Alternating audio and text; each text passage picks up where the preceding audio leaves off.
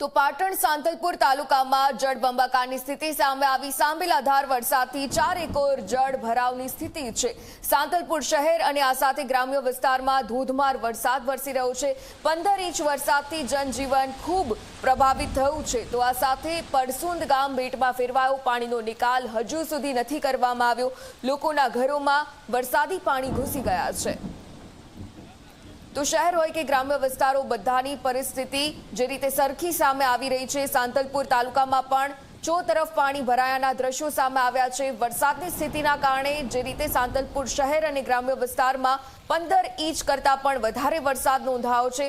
સમગ્ર ગામ પાણીના કારણે પ્રભાવિત થયું છે। સમગ્ર ગામ બેટમાં ફેરવાયું હોય તેવા પ્રકારના આ દ્રશ્યો સામે આવી રહ્યા છે। લોકોના ઘરમાં પણ વરસાદી પાણી ઘૂસી ગયા છે। કમરસમા કમર ડૂબા પાણી અને જેના કારણે જનજીવન સમગ્ર રીતે અસ્તવ્યસ્ત થઈ ચૂક્યું છે।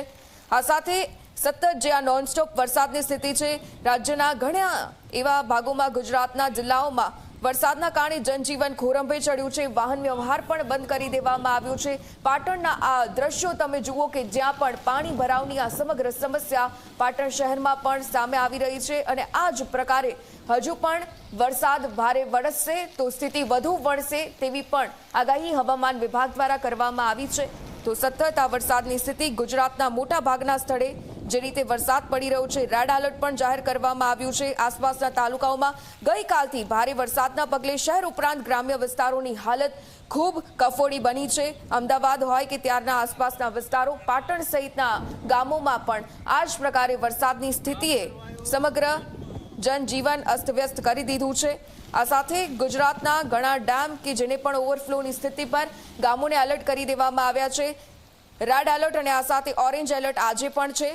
તો બનાસકાંઠા વાવ થરાદ પાટણનો આ પંથક આ તમામ જગ્યાએ આજે પણ વરસાદની આગાહી અને ઓરેન્જ એલર્ટ જાહેર કરી દેવામાં આવ્યું છે।